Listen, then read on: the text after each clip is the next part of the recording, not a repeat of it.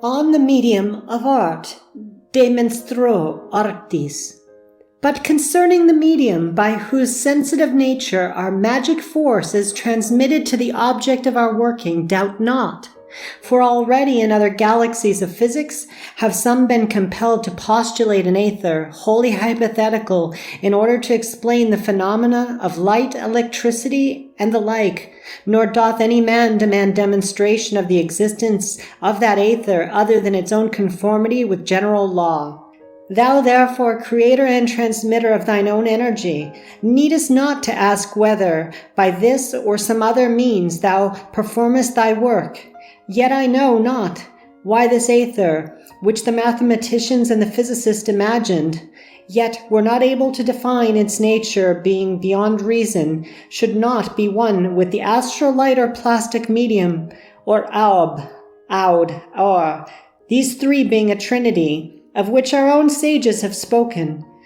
And this meditation may bring forth much knowledge physical, which is good, for that which is above is like that which is beneath, and the study of any law leadeth to the understanding of all law. So mayest thou learn in the end that there is no law beyond do what thou wilt.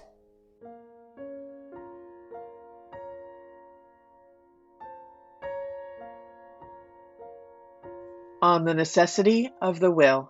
And how then, sayest thou, shall I reconcile this art magic with the way of the Tao which achieveth all things by doing nothing? But this have I already declared to thee in part, showing that thou canst do no magic save it be thy nature to do magic, and so the true nothing for thee. For to do nothing signifieth to interfere with nothing, so that for a magician to do no magic is to commit violence on himself. Yet learn also that all action is in some sense magic, being an essential part of that great magical work which we call nature. Then thou hast no free will? Verily thou hast said. Yet nevertheless it is thy necessary destiny to act with that free will. Thou canst do nothing save in accordance with that true nature of thine and of all things, and every phenomenon is the resultant of the totality of forces. Amen. Then thou needest take no thought and make no effort? Thou sayest sooth. Yet art thou not compelled to thought and effort in the way of nature? Yea, I, the Father, work for thee solicitously, and also I laugh at thy perplexities, for so was it foreordained that I should do by me from the beginning.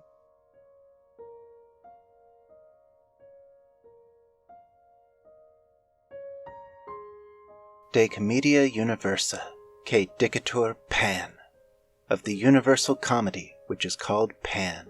So therefore, O my son, count thyself happy when thou understandest all these things, being one of those beings or bicomings whom we call philosophers. All is a never-ending play of love wherein Our Lady knew it and her Lord Haddo rejoice, and every part of the play is play. All pain is but sharp sauce to the dish of pleasure, for it is the nature of the universe that hath devised this everlasting banquet of joy, and he that knoweth not this is necessary as an ingredient, even as thou art. Wouldst thou change all and spoil the dish? Art thou the master cook? Yea, for thy palate is become fine with thy great dalliance with the food of experience. Therefore thou art one of them that rejoice. Also, it is thy nature, as it is mine, O my son, that will all men share in our mirth and jollity. Wherefore have I proclaimed my law to man, and thou continuest in that work of joyance.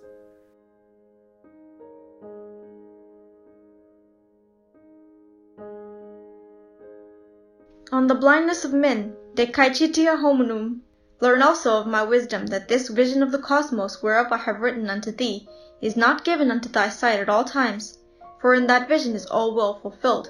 Thou seest the universe as none, and as one, and as many, and the play thereof, and therewith art thou, who art no longer thou, content. In one phase art thou also none, in another one, and in the third an organized and necessary part of that great structure, so that there is no more conflict at all in thy whole becoming. But now will I make light for thine eyes in this matter as thou gropest, asking, but of them that see not this, What sayest thou, O my father? But in that vision thou sayest not thus, my son. Learn then of me the secret mystery of illusion, and how it worketh, and other holy law that is its nature, and of thine action therein, for this is an arcanum of the wisdom of the Magi, and proper unto thee that dwellest in the land of understanding.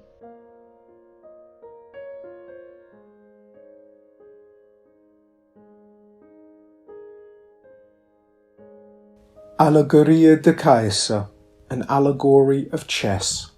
Consider for an example the game and play of the chess, which is a pastime of man, and worthy to exercise him in thought, yet by no means necessary to his life, so that he sweepeth away board and pieces at the least summons of that which is truly dear to him.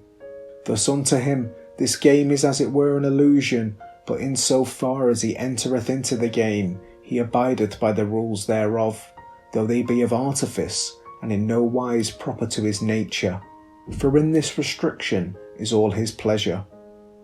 Therefore, though he hath all power to move the pieces at his own will, he doth it not, enduring loss, indignity, and defeat, rather than destroy that artifice of illusion.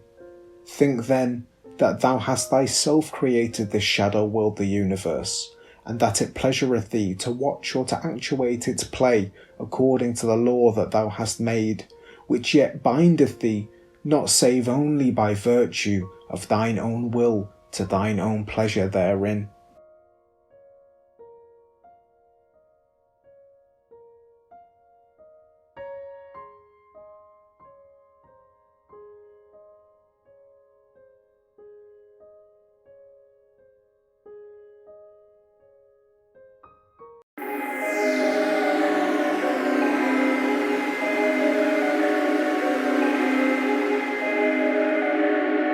Thelema 2.